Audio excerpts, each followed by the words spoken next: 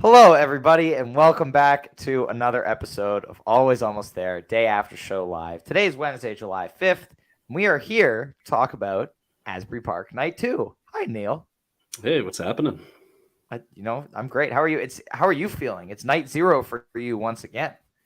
Night zero once again. About to do 2 shows in 2 days with a pretty hefty drive in between, but I'm stoked. I'm stoked, man. It's gonna be fun. I am also very stoked because this is night -1 for me. When we do the pod on Friday, I think you and I will both be in various places nearing or in Saratoga Springs. So That's right.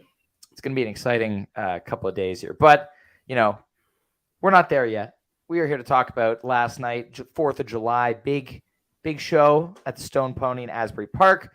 We've got a couple of guests as always. We've got Chris and we've got Osiris's very own RJB. Yes, OVO, not Drake anymore. It's now Osiris's very own. RJ's new clothing line will be coming soon. Hi guys, how you doing? I just came up. Good. That show was pretty unreal. Yeah. Awesome. RJ, you had a good time too?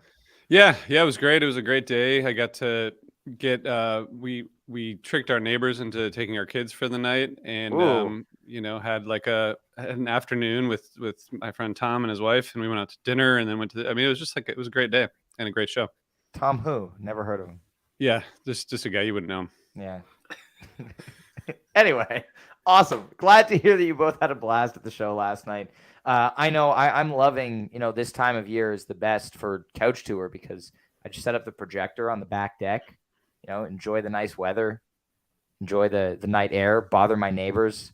There was a brief moment, like 10 minutes before the show started last night, where one of my neighbors started loudly playing like 2000s pop music at their pool, and I was worried I was going to have to try to drown that out with the show, which is just like, it happens sometimes. So you had an authentic Asbury Park experience at home in Canada. Yeah. So this is great. I wasn't on concrete, but yeah, I guess that's pretty close. Yeah. Neil, how was your couch tour experience last night? I know you had a nap. There was a nap involved. I had a long day yesterday of putting together furniture for my son. He had like a new bedroom set, and so shout out to Neil's son. Yeah, it was a busy day. I'm still tired. I'm quite sore, but that's okay. And yeah, it was nice. At the end of the tunnel there was a Goose show, so that's exciting. Yeah, I'm a really big fan of this like 6:30 to 10 p.m. showtime. It's like hell yeah. It's like so like not only because then it's like great. I'm not up until 2 o'clock in the morning watching a show on the West Coast. Like it's show ends at 10. Like it's just gotten dark. You feel like still lots of possibilities. You can go to bed or you can just like hang out after, and it's not suddenly like the wee hours. And shows in the early evening are like awesome. Like the sunset looked pretty spectacular on the boardwalk. Yeah, I mean, Chris, I don't know about you, but we kind of got like it's a double-edged sword, the early shows, because we left the show. We were one of the last people to leave the show, and we left, and we were like, oh, it's only 10 o'clock. We can go to the Asbury Lanes where the Kitchen Dwellers are playing and hang out for a little bit. And then suddenly it's 1 o'clock, and you're like, right. I was hoping that the 10 o'clock thing would turn into 11:30, not like 1. But it was a lot of fun. It gives you a lot of time after the show to rest or not rest. Yeah, I mean, I had to go home that night because the friend I drove up with had to go to work the next day, so it was nice in that regard. And then on Friday night, Saturday night. No, wait. What day is it anyway? Yeah, I lost track. Today's Wednesday. On Monday, after Monday's show, we went out, and that was nice because even after we went out, it was only 12:30 when we got back, so we were fully rested for night 2. Yeah, that's why I think Neil and I had a similar experience on Sunday at Peach when the music was done at 10:30 instead of like 2 a.m. the last month. Yeah. Like when I was at summer camp last month on the Sunday night, the last show went until 4 a.m. still, which was like brutal. So early end times are nice. But let's dive into the show a little bit. Chris, talk to me first. Your experience, leading up to the show, how you were feeling, getting in, where you got situated. It was pretty easy. They didn't start letting people in the second night until a little bit later. So we got there around the same time, but waited in line a little bit longer. But both nights I was able to get right up to Peter's side, pretty close. The crowd was great. I had no issues. Water was, I heard some people complain, but it was only $3. They didn't let water bottles in, which they should have. But other than that, it was really good ambiance. The staff was cool. I had a good time. Love it. RJ, what about you? Yeah, the drinks were like pretty inexpensive too. I think like everything was pretty Yeah. inexpensive, which was cool. Yeah, we were right in front of the soundboard, and it was great. We had this like we were in the friends and family section, and there's a lot of room, and I felt kind of bad at first because there was a lot of room, and then a bunch of people came in, so then it got more crowded. So then it felt as crowded as the outside eventually. But There you go. I think like half the band, Dogs in a Pile, was in there as well, and like their friends and the management team, and so there was like it was a whole big Asbury Park party. A lot of fun in there. I love it. I love it. Was there any like, like I know Tom was there on night one also. So did he have anything to say like about the first night, like, that you missed out on? He did. Well, he just said it was, I think his quote was, it was fantastic start to finish. And that's like one of the things that I was going to say about the first set, which we can, whenever we get into that. Yeah. I mean, it's interesting. Can we go to that? We can go. Yeah. Let's start talking about the first set. Yeah. Cause I was thinking earlier today when I was re-listening, like Atlas Dogs, Turbulence, and Mr. Action are all 2022 songs, right? Mm-hmm.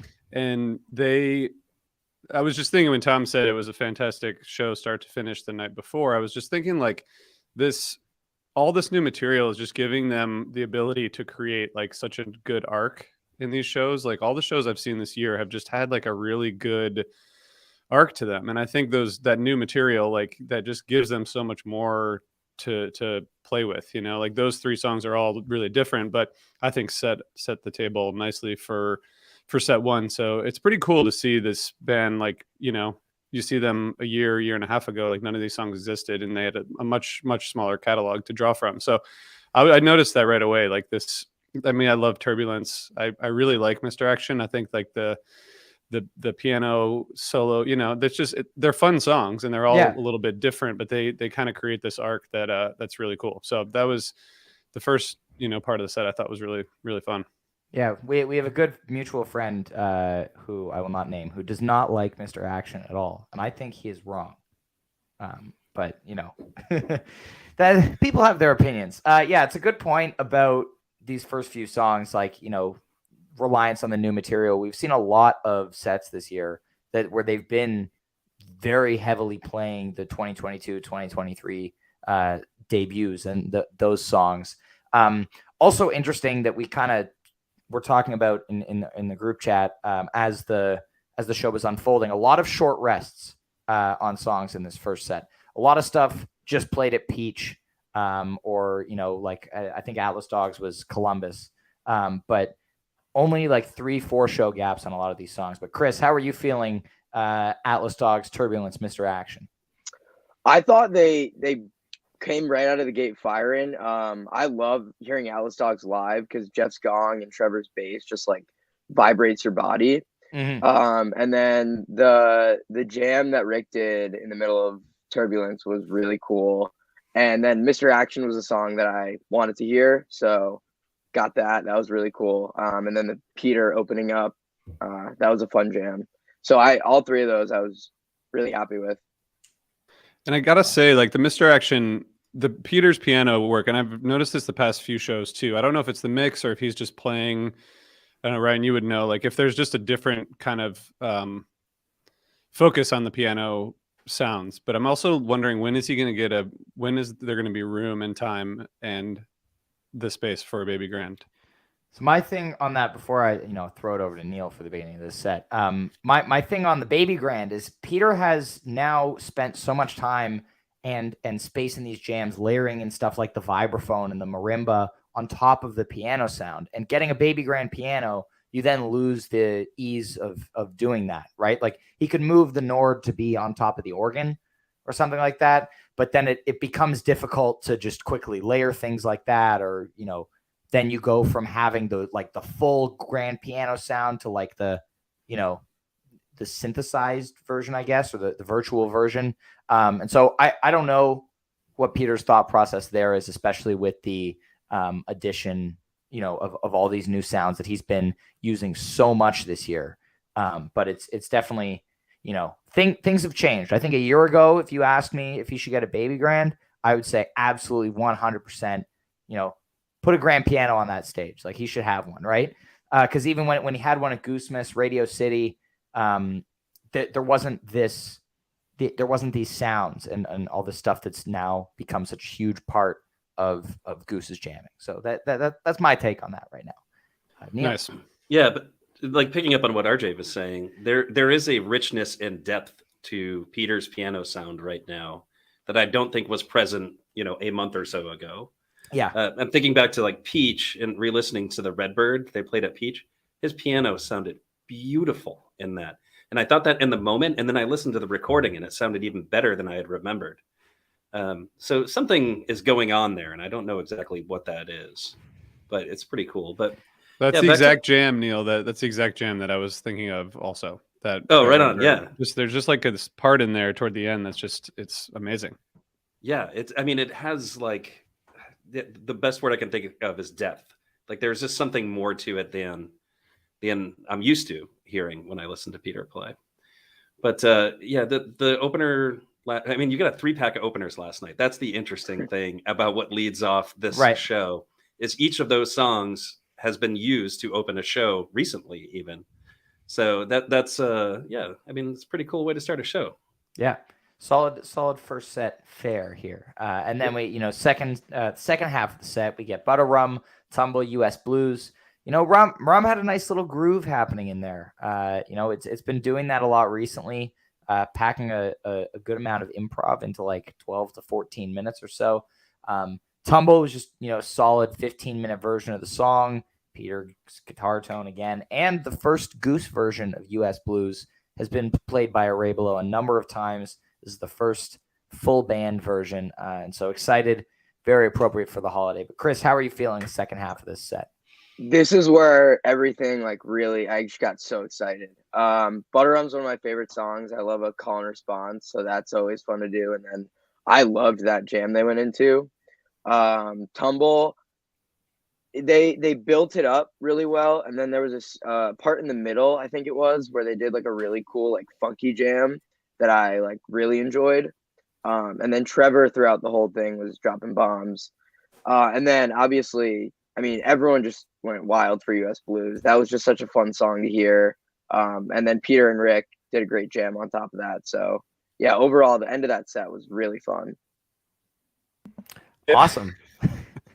I think Butter Rum is like one of those songs. When I first started listening to Goose, I was like, this is not going to work for me, you know, but it's definitely grown on me over time.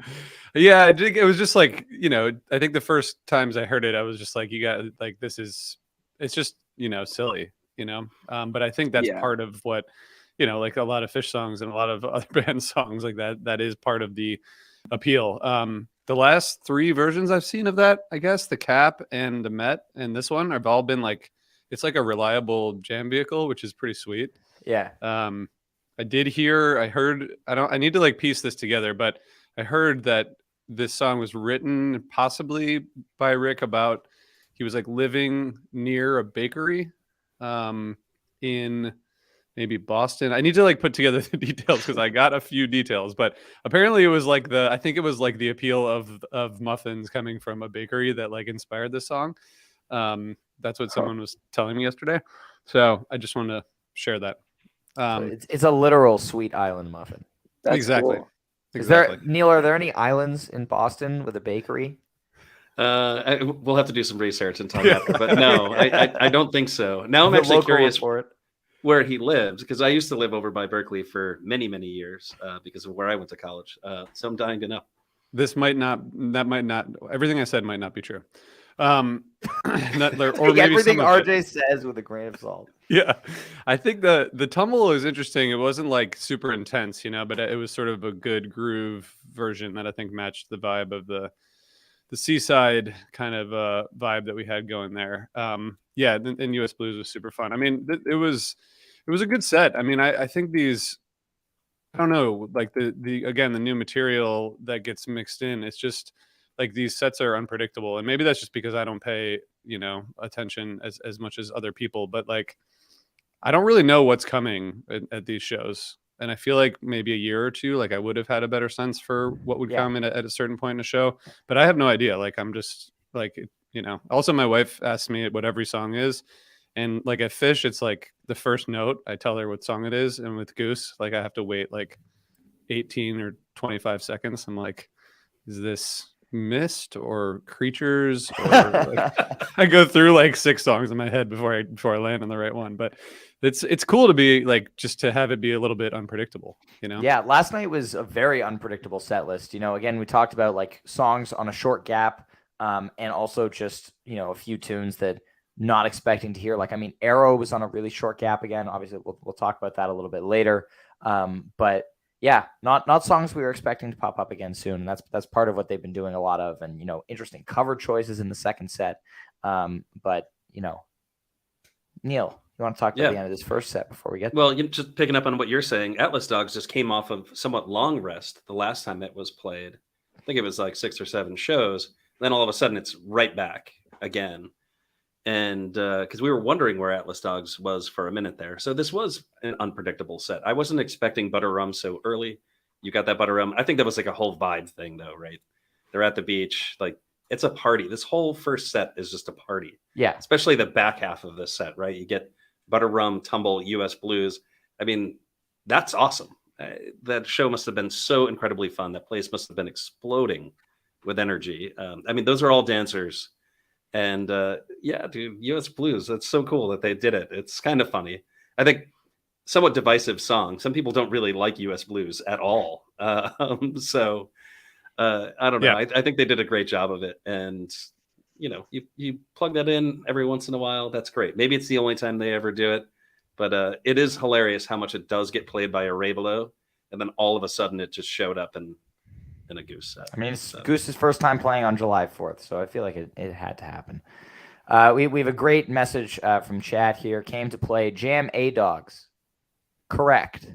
Yes. That is a correct answer. Yeah, for anyone who may be unfamiliar with what Atlas Dogs jams, yes, it used to. For the first 10 months of its existence, it jammed. Check out 2422. They can't play Atlas Dogs without us having this conversation on the day after pod. And I mean, we're going to keep doing it until they jam it again. This is the part where I bring up Portland and how good it is, right? And then you correct me on some detail, but I think I got it right this time. So there we go. We've been there before, we like to bring up certain, but yes, they should jam things about every song.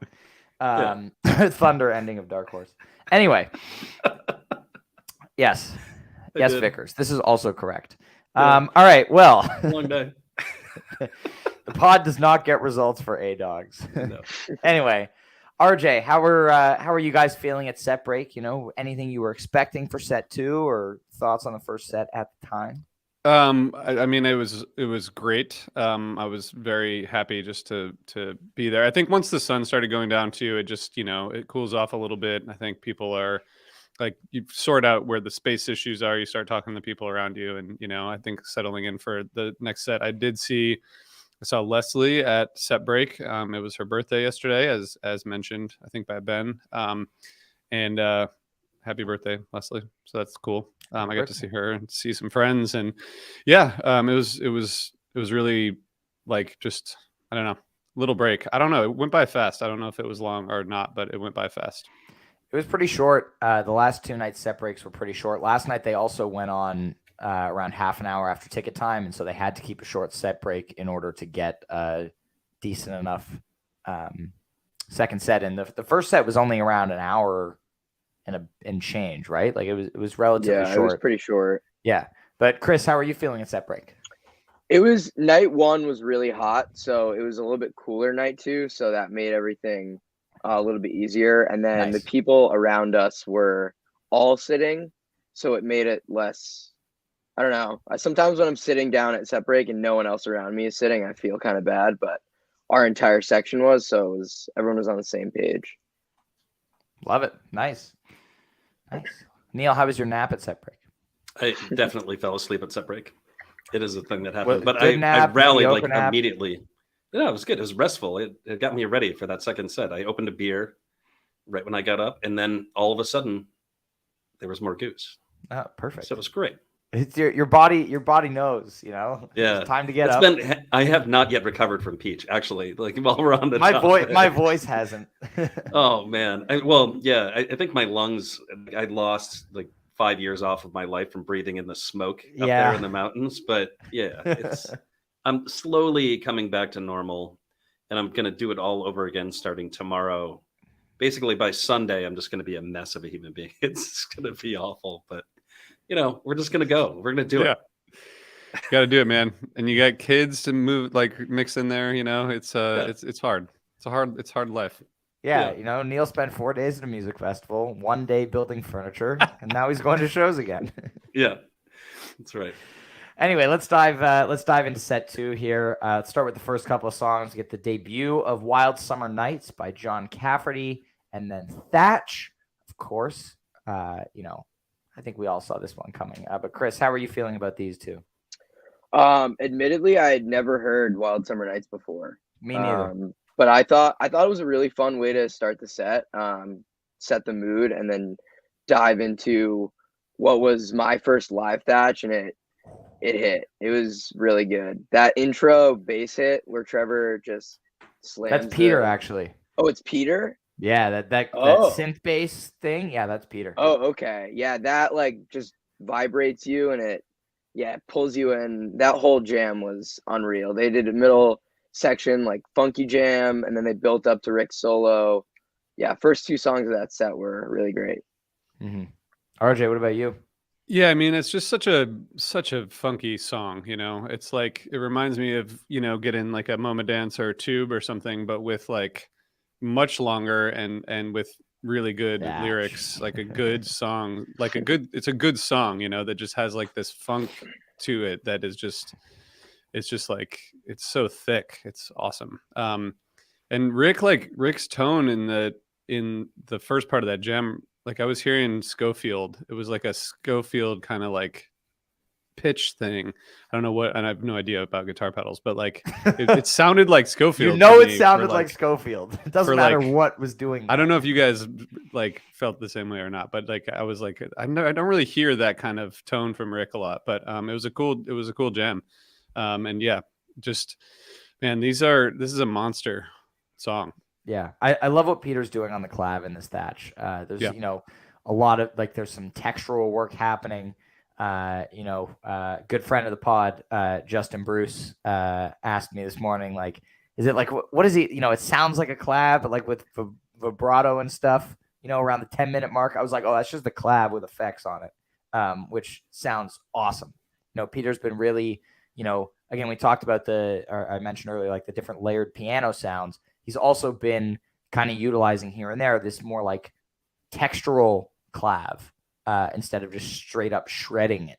Either one results in a clav tweet. So I'm in. Of course. Yeah, of course. Of course. But I mean, Rick does have a Schofield button.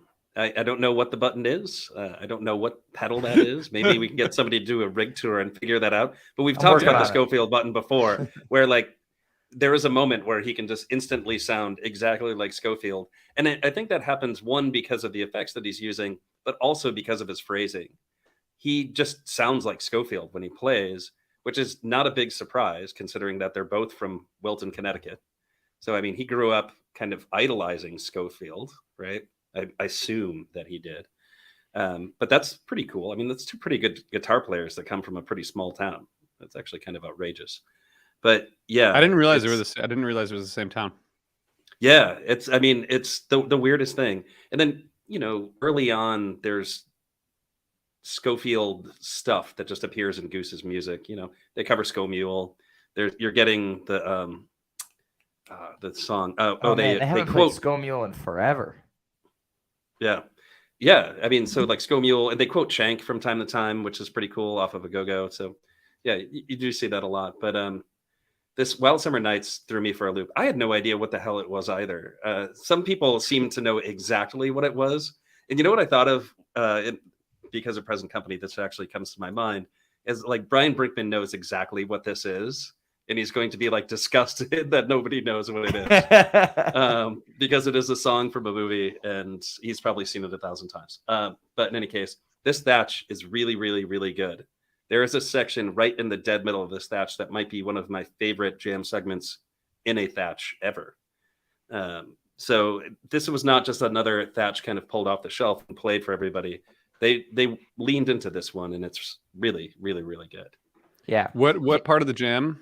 Sorry, Ryan. What part of the jam? Or like, what was? Give you like it? Is it so like again, when they they're were really, building really, toward the? really silent, and they were doing kind of this 2-chord jam, and it sounded really, really fishy to me for a minute there. And I can even give you a timestamp because I was think just it's like because posting about this.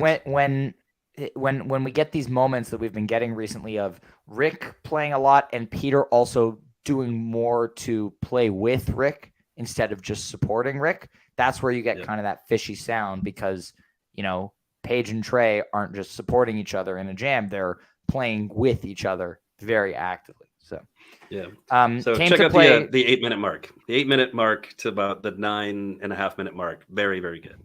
Came to play following up his correct opinion from earlier with an incorrect opinion. We should not shelve Thatch for 5 to 6 shows. Yeah, we've talked about this. This is a great time to be alive. Like, this isn't going to last. Correct. Like, Thatch isn't going to be played every third show forever. It's just this year, which makes this a really good year to see Goose. Yeah. And I mean, after last night, I'm no longer in the 50% club for Thatch. So I don't get it. I really don't. But hey, that's me. I'm like a, you know, I'm a noob. So, you know, I'm just there to like, you know. Hey, listen, you saw Goose in 2019. That automatically makes you not a noob. Thank you for mentioning that. Yeah, of course. Got to make sure people know that you have cred, like, because you know you don't really have cred in the music community otherwise, right? Like, thank you, Ryan.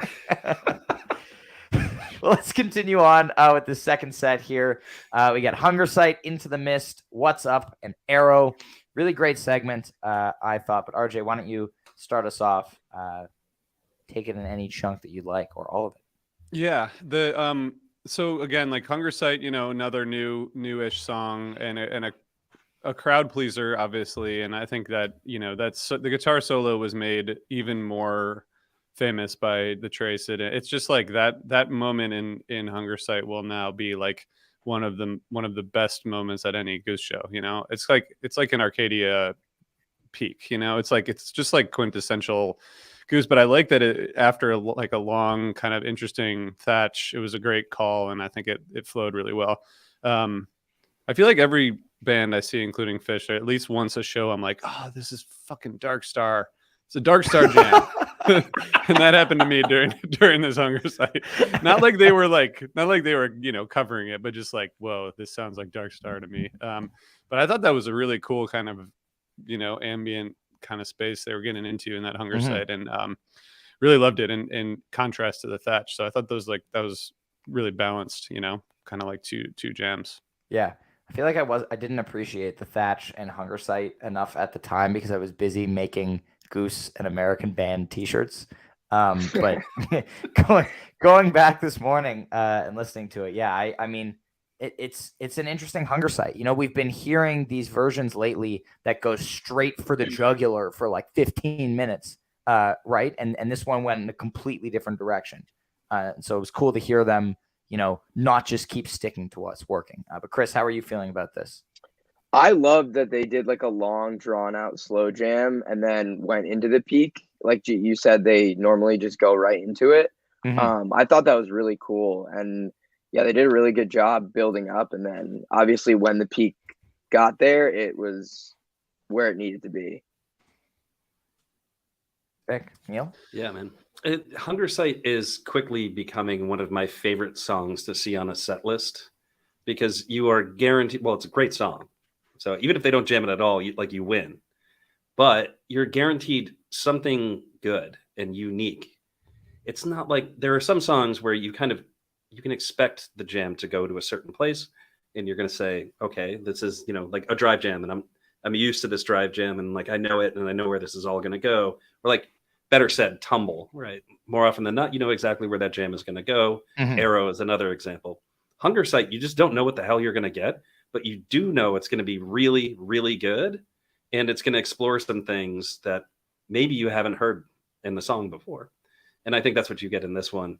It's just always good to see. I mean, it's just the jams are so good in the song, and I love it. And the weird thing about it is in my mind, I kind of bucket songs, and I don't bucket this with like an Arcadia or a Drive or a Madhavan or something like that, because I think it's something different, but it actually is like fighting its way into that bucket where it's just like guaranteed banger of a jam every time. And so it's a really cool thing. And it's just ongoing. My appreciation of this song improving, and this is a good example of that.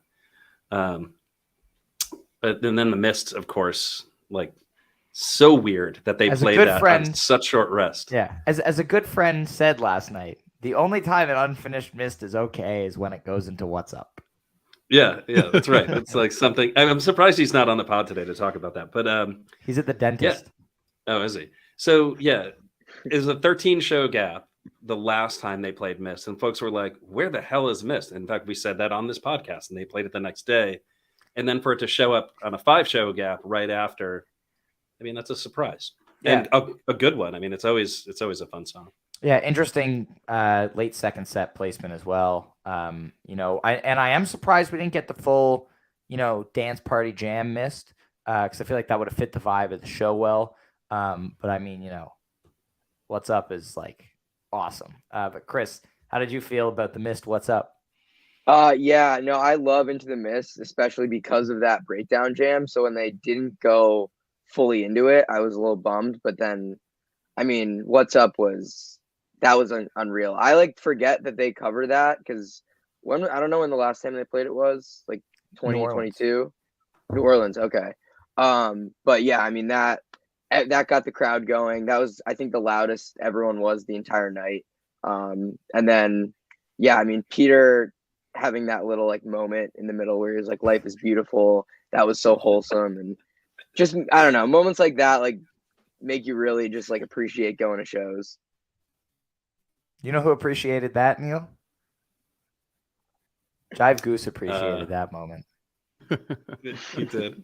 I mean, that one was amazing. He was just struck by inspiration, was like, I'm in the middle of this song. I just need to do a positive message right now, right in the middle. Yeah, I was doubting myself for a second. I was like, wait, is this part of the original version? Is there supposed to be a joy rap in the middle? But RJ Mist. Mist What's Up? Mist I've seen several times, and that is one of the songs where when it starts, I'm like, I have no idea what song this is, and then it takes me a long time. But yeah, it was interesting. The What's Up? There's a guy next to me who heard the first note and was like, I think that's What's Up. And I was like, I don't know, I have no idea how you heard that because it was just one guitar note. But my wife had basically the most unexpected moment of joy that I think you could have during the song, because we grew up in the 90s, this was a song that everyone knew, and she was loving it. So it was cool. It was definitely it's kind of like when we I think I was at the Met, Love is a Battlefield, these covers that songs that we know well that I don't think especially my wife would ever expect Goose to play.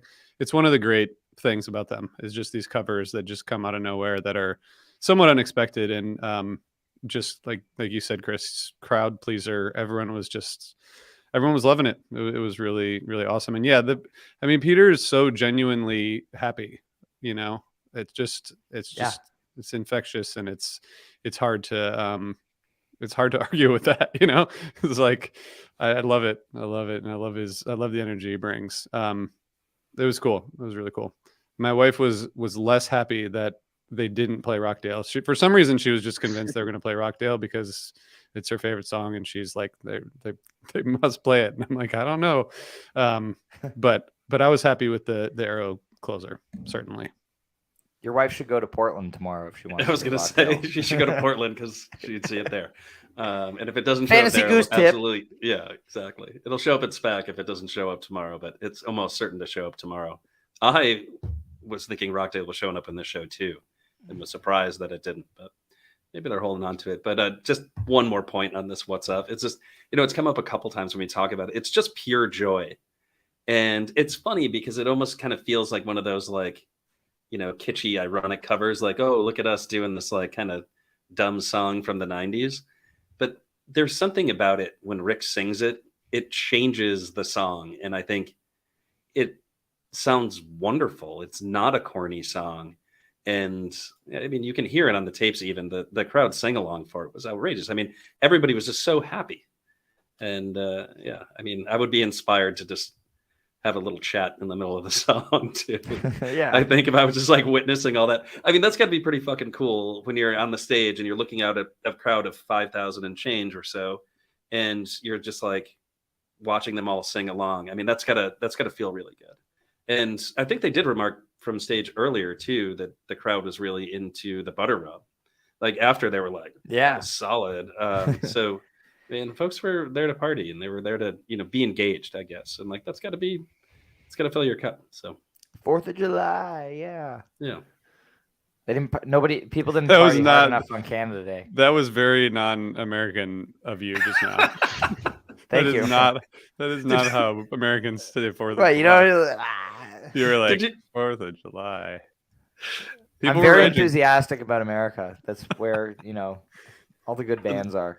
So I want to point this out because Garrett was saying this last night, but like you can tell like when a Canadian makes a Goose is an American band shirt that it was a Canadian who's done it because it has like 9 stripes and like 7 stars. Yeah. It's like the most Canadian thing ever. It's so good though. It's a nice looking shirt. It was an 1842 American flag. Yeah, exactly. I had a limited amount of time. Okay, I had a deadline here. I think you did a great job. Thank you. Yeah, no, Thank you very I mean, much. I just can't believe you did it, but I mean, good for you. What was I gonna not do it? I did. I yeah, made a Timbale tweet shirt because of a tweet. Like, It's amazing. when they tell me at the show, when Jeff tells me during a show to put something on a T-shirt, I'm gonna put it on a T-shirt. Yep. It's amazing. Yep. Is that what, like flying off the shelves right now or what? How many sales do we have at this point? There are a few. There are a few being made in Latvia right now. I'll tell you that. Is it available in tank top? Because I feel like it needs to be. Ooh. Give me is a 20 great minutes call. after the pod's done. All right, I'll order one if that's the case. Perfect. All right, and then we get the Arrow to close the second set, and the Slow Ready encore. Chris, how are you feeling? Throughout this Arrow and the Slow Ready. I'm a big Arrow fan. Every time I've heard it, I think it's 3 times now live. It's always been like really good. So that always is fun to hear. Peter's synth in that is a good jam, and it's a great way to please the crowd. I am more of a fan of So Ready, but I'm not. Sorry, you have to disappointed leave this hear- podcast. This is Team Slow only. I do like both. I'm not. Like, I'm people just kidding. in the I'm just crowd- kidding. No, I know. People in the crowd were some people around me were not happy, but I do love Slow Ready. I mean, Rick's vocals do it justice, and I mean the breakdown into Rick's solo was really cool. Yeah, I mean it was a great way to end the show. Sorry, I mean- RJ, how are you feeling? Yeah. Yeah, I mean the Arrow is great. My daughter, who's 10, almost 10, was declared Arrow her favorite Goose song yesterday. So I got a video clip of it for her, and So there you go.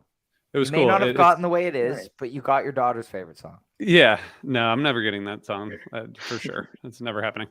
I thought that like the jam. I mean, it was such a like like a lot of the Arrows that I've heard recently. I mean, it's just powerful, like really fun jam. It's Slow Ready is just man. I mean, there's something very very sultry about that song. That's just like everyone is just like should come with like a parental advisory warning or something. I think everyone's just, you know, and then there's like the contrast between Rick, who's like, you know, up there, like just being like the sexiest singer in the world. And then there's Peter dancing, you know, next to him. and they're equally awesome, but it's just such a funny contrast to see Peter just dancing his ass off and Rick being the serious singer during that. It's just a great scene. I love watching them play it. Yeah, I agree. So I just want to point out that we made it to minute 38 of the podcast before Ryan brought up the way it is. So kudos to you for the restraint there, Ryan. That was Thank you. good. Thank you very much. I almost mentioned it at the beginning, but you know, I knew it would come up organically at some point. Yeah, it's true. I do think, well, so Chris, you mean, so would people be disappointed because it wasn't like a big jam? I think they wanted So Ready instead of Slow Ready. Huh. I think that's what it was. Pish tosh. I'm happy to hear both, but if I had to pick one, it would be So Ready. I'm not gonna lie. Fair enough. Oh, hey, actually, on the topic of So Ready, I meant to say this earlier, but I forget where I heard this. But just connecting back, apparently there was a rumor that when they were recording Shenanigans, when they were doing So Ready, that they were going to have Schofield do the guitar solo on that. Have you heard this before? No, what? Yeah. So like the joke was that like Schofield was going to come in and record it and have it be part of the song. And then But he said no because happen. Schofield is Team Slow. Maybe that's the case. But I just wanted to bring that up because we're talking about Schofield and Hey, if that happens, like So Ready, instantly very cool in my opinion. Yeah. I am a slow guy. You know, I just have to say that. But yeah, I mean, you get a what is it, like 18 minutes of Arrow, maybe 17 minutes of Arrow at the end of the show. I mean, that's pretty cool. That's a great spot for that to be if you're going to do a non-exploratory version of Arrow that kind of goes on for 30 minutes or so. And then this Slow Ready just keeps getting better in my opinion.